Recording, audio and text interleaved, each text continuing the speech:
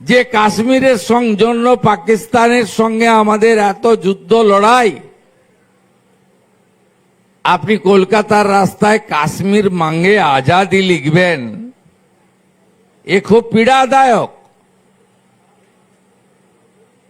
Centre for excellence Jadavpur বিশ্ববিদ্যালয় গর্বের,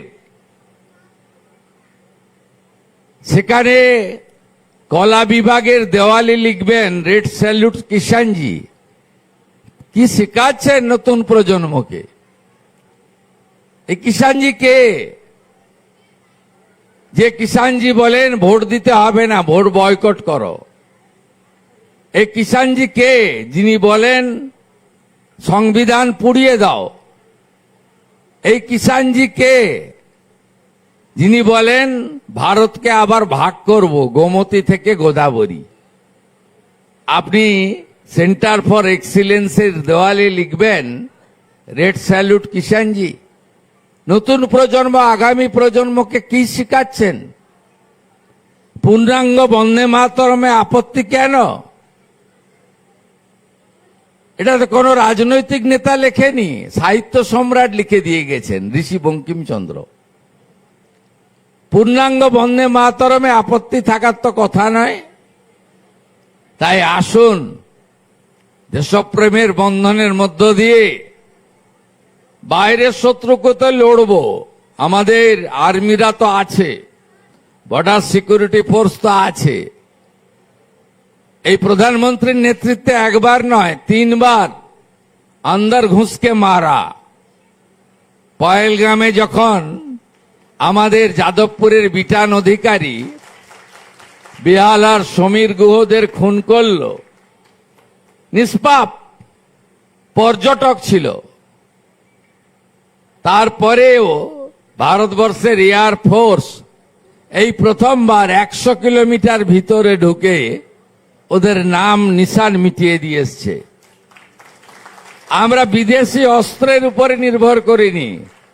উত্তরপ্রদেশে লখনৌতে আর্মি তারা ব্রহ্মস বানিয়েছে, যত ড্রোন পাঠিয়েছে শত্রু রাষ্ট্র সব ড্রোনকে আকাশেই ডিফিউজ করে দিয়েছে আমাদের ব্রহ্মস। এটাই তো নতুন ভারত, এটাই তো বিশ্বগুরু হওয়ার জন্য এগিয়ে যাওয়া ভারত। আমরা 100 বছর পালন করব 2047-এ। বিকশিত ভারত কখনোই বিকশিত পশ্চিমবাংলাকে বাদ দিয়ে হতে পারে না। যত নোবেল দেখুন সব বাংলায়। কি নেই? কালচারাল ক্যাপিটাল, আধ্যাত্মিক ক্যাপিটাল ঠাকুর রামকৃষ্ণ দেব, প্রভু শ্রী চৈতন্য দেব, জগৎজননী মা সারদা মণি। কি নেই? কালীঘাট থেকে দক্ষিণেশ্বর সব আছে। পৃথিবী কাঁপাচ্ছে বাঙালিরা। আর আমরা বাংলাকে কেন ভারতবর্ষের মধ্যে উচ্চাসনে নিয়ে যেতে পারবো না? আসুন সবাই মিলে দেশপ্রেমের বন্ধনকে আরো সুদৃঢ় করি।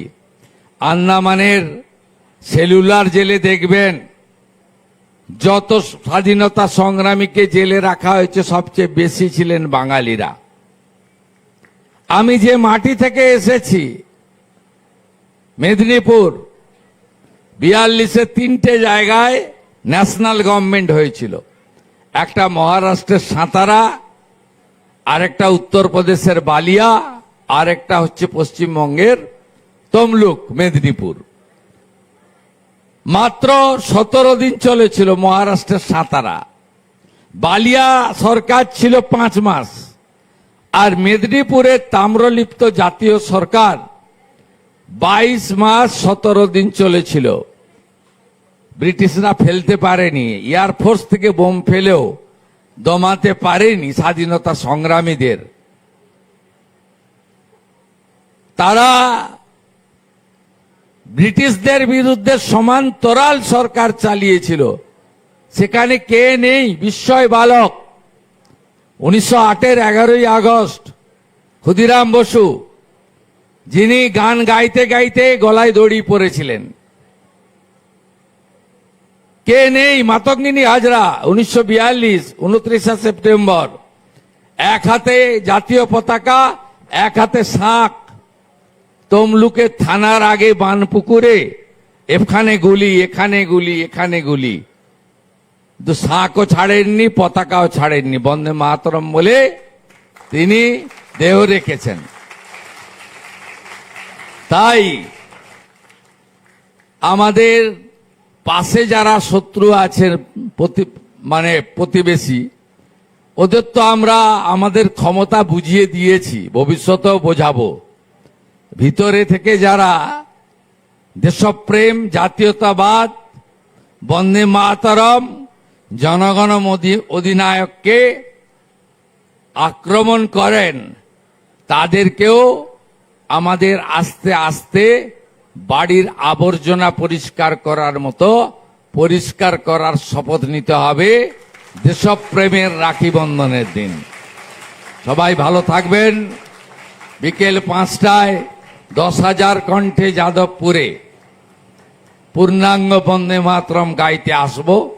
যাদের সময় হবে আসবেন।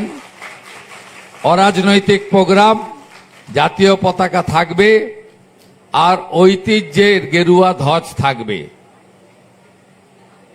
আর পশ্চিম বাংলার একটি সংবাদ মাধ্যমকে বলবো, রাজনৈতিক সমালোচনা করুন, রাজনৈতিক আক্রমণ করুন, কিন্তু গেরুয়া শব্দটিকে আক্রমণ করবেন না। ফল ভয়ঙ্কর হবে, যে ভয়ঙ্কর ফল হবে আপনারা সামলাতে পারবেন না। 24 ঘন্টার মধ্যে ক্ষমা চান, প্রথম পৃষ্ঠায় ছেপে বলুন লেখা ভুল হয়েছিল, নইলে গেরুয়া বসন পরেই প্রতিবাদ হবে। ভালো থাকবেন। ভারত মাতা কি জয়।